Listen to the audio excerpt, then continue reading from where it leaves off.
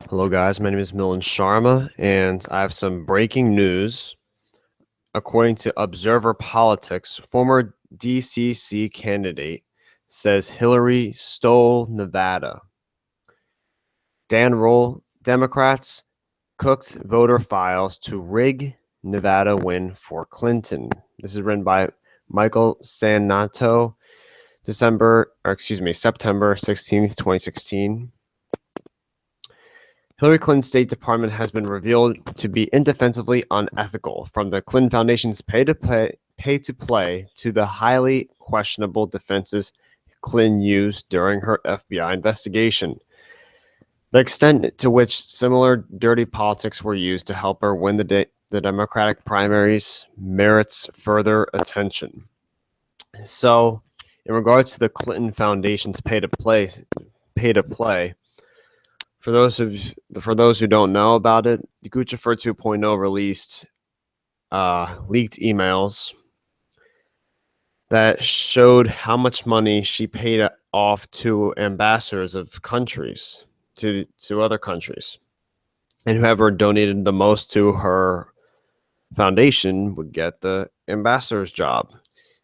And with her private server, she lost an email archive laptop. She lied during the Benghazi committee that she said she had no private emails in her private server when she actually had over 100, according to James Comey. And she couldn't recall FBI briefings because of her concussion. So how could she run the most powerful country in the United States? After the releases by WikiLeaks and Guccifer 2.0, the role in which Nevada, a crucial early voting state, played in stopping Bernie Sanders' surge against Clinton is brought into light. And there was a lot of Hispanic voters there as well, and Latino voters. The undemocratic nature by which Clinton won the Democratic primaries sets out a dangerous precedent. On September 15th, former congressional candidate in Nevada's 4th District, Dan Roll, took to Twitter to explain how, starting in 2012, the Nevada Democratic Party began changing the state's voter registration system as a means to rig caucuses for Clinton. Most state Democratic parties, including Nevada, moved to NGPVAN database systems, which Roll says facilitated the monopolization of voter data in favor of Clinton. So now if you are Hillary Clinton and you have this database, you know everything about every Democrat, including who won't vote for you, Roll tweeted. So how do you fix that? Simple. Vote Builder, a piece of software that can change the state voter file, and you do that with this database. Roll attended a fundraiser call before the Nevada caucuses between Clinton campaign manager Robbie Mook and Nevada Democratic Party donors, who were worried she would lose the state as 70%, over about almost 3/4 of Nevada Democrats, newly registered, were expected to support Sanders. According to Roll, there was a meeting with donors in New York up to the Nevada caucus where donors threatened to pull out. I met with Nevada Democratic Party executive board members who told me they were aware of caucus members being buzzed in from California, Roll told the Observer, noting there were significant discrepancies with the Nevada Democratic Party's voter file. Quote, when I pressed on the accuracy in the voter file, I was told it's garbage by an executive board member. So they made it so unsecure on purpose to favor Clinton.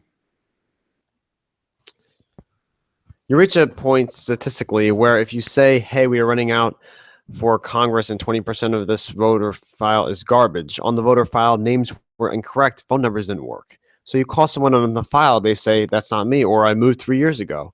One or two of those, you expect 15 in 100 calls. The election swinging right there. Clinton defeated Sanders in the Nevada caucuses 52.6% to 47.3%, a margin lower than the accuracy of the voter file. And obviously the results were unreliable and easily subject to manipulation. The Young Turks host Jimmy Dore posted a video on YouTube shortly after the Nevada caucuses where they were protesting against inept chairman caucus site in Las Vegas. Don narrated as the chairman forgot to nominate delegates to go to the state convention after tallying the vote and let people caucus who weren't registered. A separate video posted on YouTube revealed unregistered Clinton supporters entering a caucus area in Nevada. So right here, they're just breaking the rules. They're not registered. You can't do that. The process of recording results from the Nevada caucus just involved a person entering the results into a website on a phone. No cross-referencing, no validation. You have people entering, voting, and leaving before the business concludes with no verification whatsoever.